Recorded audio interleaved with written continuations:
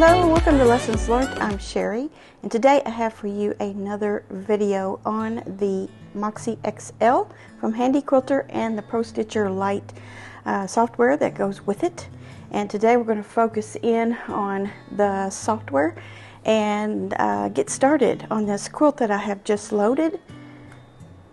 And so I've got it all ready to go, basted down. If you need information on how to load a quilt, how to baste it down, bobbin tension, and so forth, I have other videos on this channel that will help you with that. So just go back to the past videos. First of all, I want to say that I'm not a Handi Quilter educator, and this is my own experience and what I do with my machine. So be sure and always contact your dealer or Handi Quilter or someone more official than I am if you have any doubts about anything that I show you here on this video. So we're going to get started and we're going to set up our frame space. So when you bring up your tablet, this is the first screen you should see. If you don't see this cross line here, which is your needle position, go ahead and hit this little button here that looks like a house, and it will bring them into frame.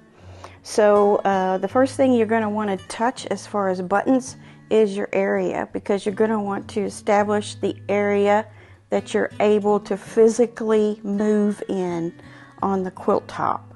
So I'm going to move the camera out so you can see what I'm doing as far as moving the machine itself.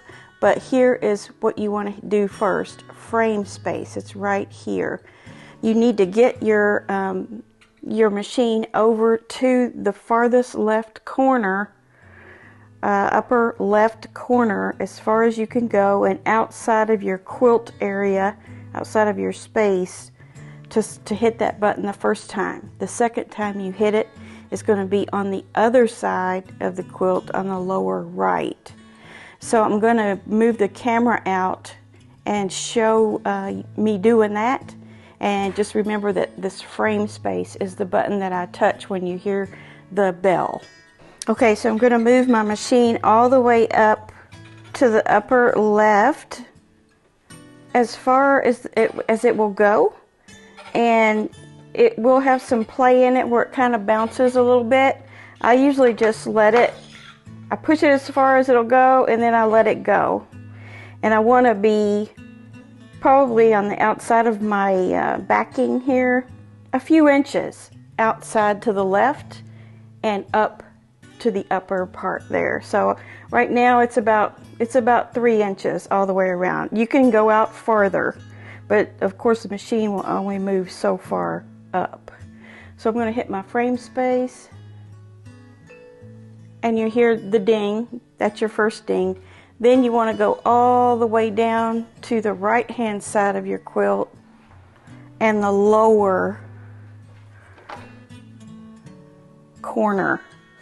And there again, you know, there's a little bounce here. So I just pull it as far as I can physically pull it and then let it go. And then I'll move it way out here. Okay?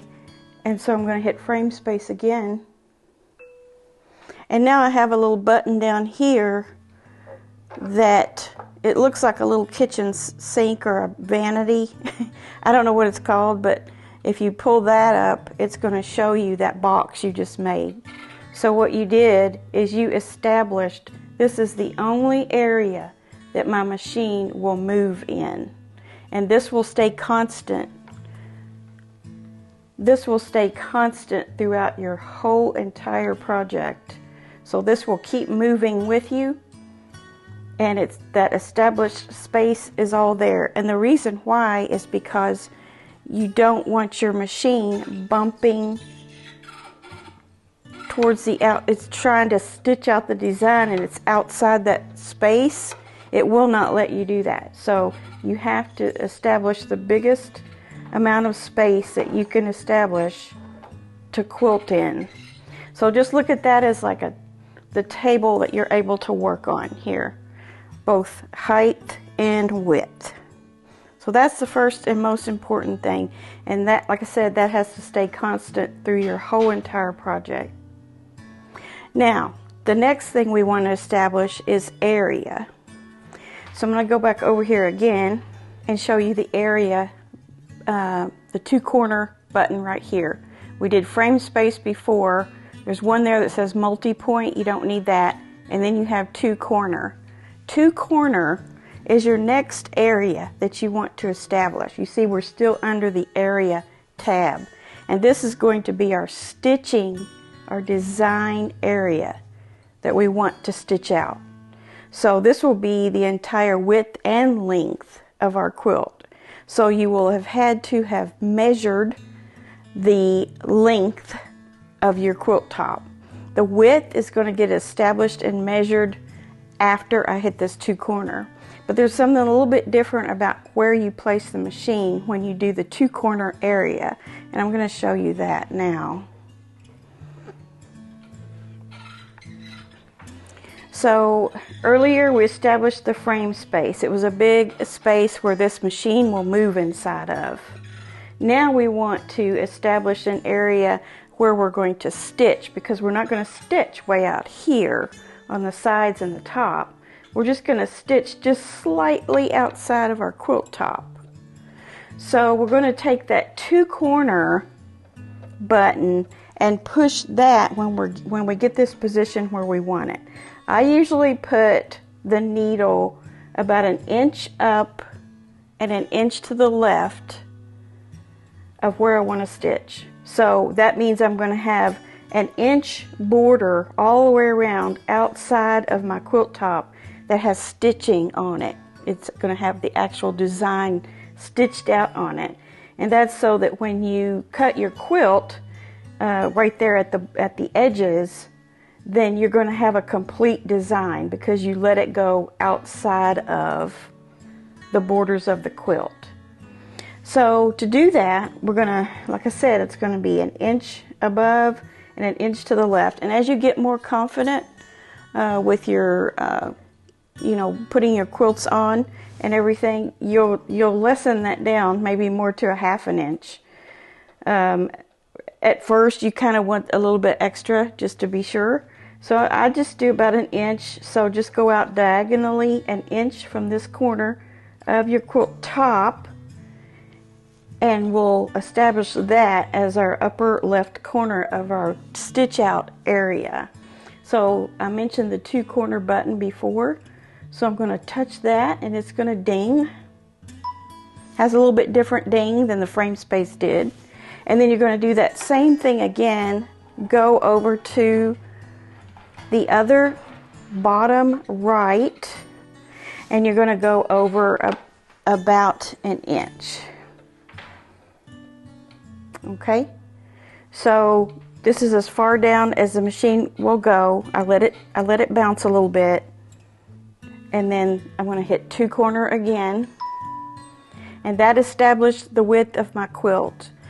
And then over here to the right, which I'm going to get this close so you can see. Let me see if I can get that really close. Over here you're going to see that width that you just established. When you moved your machine from that upper left to the upper right, just then, under area, you've got 2 boxes. One is width.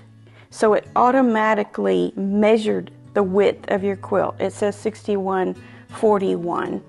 And that's about right because the quilt was 60 inches wide. And then with the extra that I'm allowing for area, that's about another 1.5 inches, right? Okay, so your height though is still only measuring from top to bottom of your frame space area. So we need to change that to be longer because we want to fill the whole quilt up with the design. So we're going to change that. I believe my quilt is, and this is important to measure your quilts before you roll them on, because after you roll it on, you don't know what the length is unless you wrote it down somewhere. I happen to know that mine is 85 inches. So I just, this little, when you touch that box, the length box, this little calculator comes up and you can just type in the number that you need for your length and just hit enter. And now when you go to the house button, there you go. You see smaller, But you see your, let me move my machine so you can see. Those are the cross hatches. Hold on here. There, you can see it right there. That's my needle. The orange is always your needle. The dark red is your frame space, or your physical quilting space that you have to move the machine in. And then your pink is your actual quilt top, plus the inch we put all the way around it. So sometimes you can take the height and make it a little bit longer if you're not certain about how much you need, because you have to remember too that this part right here, depending on how much of this you pull forward, you know, your height that you're going to need at the end may be a little bit different. So you always tend to add just an inch or two more in there. So we're ready now to pick a design. So I like to be on this screen as I pick a design because I can see the entire thing. If I go back to the bathroom sink there, it's going to make it bigger where you can see it a little bit closer, but you can't see the whole thing. If you want to see the whole thing, hit your house button. Okay? And there's more buttons here you can play with as far as getting it to the size that you need to work with visually here on the screen. So now we want to do a design. We need to pick a design and fill it up in here. And then we'll do some trimming of it, cropping, and get it looking good before we stitch it out. So we're not going to stitch it out today, but I'll show you how to get to that point. So you go to File, and then Design, and then now you can open designs. Now I have designs here that these are the last few designs that I've used, and if I wanted to use one of those I could, but I would rather go back to the original file so that I can make the changes to the file as I need for this quilt rather than one of these past ones. So I hit Open. There's an Open right there. And then here are all my designs. So under this Designs folder right here, you have all your designs, and they're in different folders by designer names. And then you also have ones that come with the machine and ones that you have purchased. So you see all these people's names and business names here. These are the ones that have been put on this machine, or I have bought them. So they're here and ready to use. So all we have to do is pick one and customize it to our quilt top. So this usually takes me forever because I just can't decide what to use. But this particular quilt here is kind of a happy one, kind of a springy one, kind of girly. I'm using kind of a rose colored thread in it. So I just want to pick something that's appropriate for this design. And you know, your preferences are gonna change from one quilt to the next. But you do want to only choose on here designs that are edge to edge, and you'll see it say E to E. Like this one says block 1. We don't want blocks. Corners, we don't want corners. Sashing, we don't want sashing. You want anything that says panto or edge to edge or E to E. And those are the ones that you can customize in a way that you can get that all over design that you want. So I'm just going to go down through here and try to find something that's edge to edge first of all, then a design that I like for the quilt. So some of these you can just kind of page. You can see that they're mostly all blocks or corners or borders. You know, I'm just not that far yet with my ProStitcher to know exactly how to use those. I've done some blocks, but you know, combining designs in one quilt, I haven't done that yet. But this will get you started on an edge to edge. I'm trying to find one that says edge to edge or panto on it. I'm not finding one. Let's see. Here's one that says edge to edge. It says, whoops, not that one. Let me open this. It says bird in garden 2 E to E. So you should be able to open that and get that design put over here into your area, your quilt area, and also adjust it to fit into your frame space, which the frame space is the only area you can move in. So this is very risky here at this size. It's 12. So we really want to only pick designs that are around 9 to 10. However, you can take this design and lock it and change the height of it to make it fit in there and not distort it. We're not going to do that today. So let me go back. I'm not crazy about that design, so let me do undo and then go to designs again, open, and then it's just going to stay here where we are. Now this daisy one is kind of cute, and it says edge to edge, and that's kind of what is in the quilt top. If you'll look here, those prints have those big daisies in it, so maybe we'll use that one. Let's get back here so you can see. Okay, let's pull this edge to edge daisy on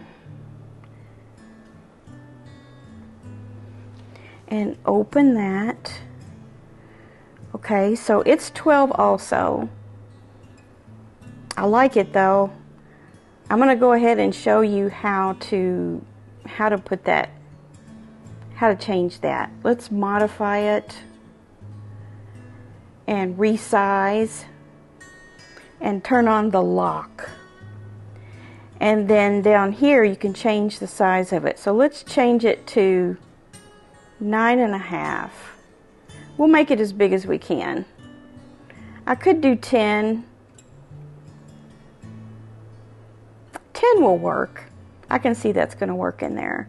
So we turn the lock back off. So what that did is it kept the shape, the original shape, but it made the whole thing smaller, both horizontally and vertically, all at the same time. So that's what the lock did. So I take the lock back off, and then now I want to do repeats. So you're going to get the repeat button here. You're going to get horizontal and vertical. So it's automatically on horizontal, and this little button down here with the star in between the two bars there will fill your area. Okay, so it's not quite to the edge of my area. Let me move that out of the way. There you go. It's not quite to the edge. See the pink line there? It's not quite to the edge, and it's definitely not to the edge of the top and the bottom. So we want to add a repeat, and this is repeats. And then you have a number in there, and currently it has 6 repeats, so we want to add one. Okay, so that gets us off the edge of the pink. Now you can do the vertical. You can do the fill, but a lot of designs it doesn't do anything. Let me hit the fill. Okay, yeah, that didn't work. So I would rather just add another repeat. And so that takes me just off the edge here at the top, and it doesn't leave any weird dips of spaces. I think that's okay. And then it's off the bottom as well. So let's baseline that. And then also we're going to do some more work on this. We're going to crop it to the exact size of that pink line, that pink square. So we're going to go to modify again and do crop. And what we want to do is we want to crop off the outside of those edges. So we're going to say edges outside. There you go. They're gone. Baseline again. And at this time you want to save this design because you're done with it. You've got it exactly the way you want it. So File, Save, Selected. And then right here, your cursor is popping up in this bar right here. So what I do is I click on the end of it, and then it comes up here with this keyboard, and I'll just leave this all here and put Daisy Quilt. Or whatever name you want to put. It could be a customer's name, or the name of the person you want to give the quilt to, or whatever, it doesn't matter. And then hit save. And then that way, if you have any sort of failures along the way, you can bring this exact design right back here onto the screen and ready to use on your quilt again. Things do happen, and you know, sometimes your tablet will lock up, or you know, the electricity will flick, or you know, anything can happen.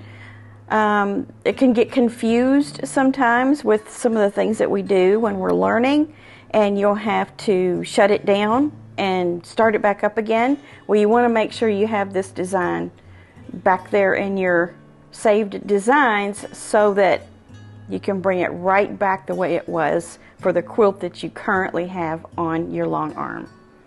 So that is how you get your design ready. And you can see also, and I'll talk about this in the next video as well, I could have scrunched those up a little bit more. I don't know if you can see the delineation there. It's not a clear line, but I could have scrunched those up a little bit more. But at this point, if you wanted to do that, you would just have to hit your undo until you can make that fix. And then where you make that fix is back there on your modify again, when you were choosing your design and making it fit before we did the crop. You would have to undo all the way back to there, scrunch them back up, and then go through the whole baseline, cropping, undo, all that, or not undo, or saving again. Hope that makes sense. I think I'm okay with it the way it is. I kind of like to see overall, it's not going to be that noticeable. I don't notice it at all, honestly. So I think I might just keep it as is. And you can see, as I make this bigger, it's important to know that your design is going to fit in your frame space that you established. Now, when we roll the quilt up, it's going to need to get from here to here. And it's going to be close, but it will fit. And it's nice to use bigger designs. It uses less thread, and if you don't like really dense quilting, you know, those bigger designs, even though we're limited by a smaller machine and a smaller throat space, we're able to do some more open designs by, you know, just making it the size that we do have for the design. So let's go back here. I'll show you again. So these little stops right here are each one of your beginnings of your rows. And this green one here that looks like a wheel, that's your very first start. And then it's going to end right here. You think, well, why doesn't it end down here in the corner? That's just the way the design is. It stitches out down here and stops right there. So that's how that goes. Now, rolling up your quilt after you've quilted out a design is a whole nother video, and I will do that. So for now, I just want you to kind of practice with this and with different designs, and you know, go in and out of the program, back out of your designs and start over. You know, just kind of practice with setting your frame space and then setting your area. And just remember that your frame space and your area are two totally different things, and they don't necessarily work together, especially at this point. The area that you use, that's the pink box, is just your quiltable, it's where you want your stitches to go. The frame space is your physical movement space. Okay, so once you've got your area for your quilt, your stitching, you don't even really need that anymore. As a matter of fact, you can clear it. You can go to area and clear over here under workspace. You don't even need that pink box anymore.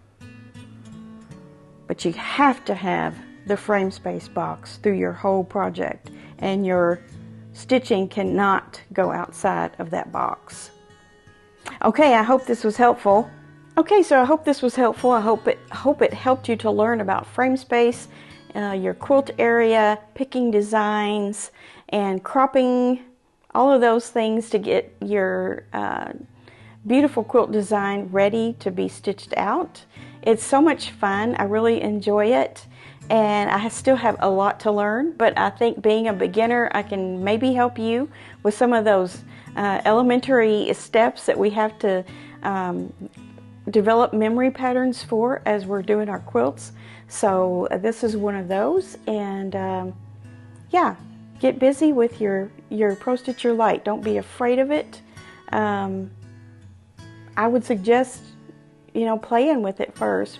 You can always exit out of the program if you get stuck and you can't undo enough to get it to work again for you. You can always exit completely out of the program here, the X button, and just start completely over. So once you start stitching though, we're locked in.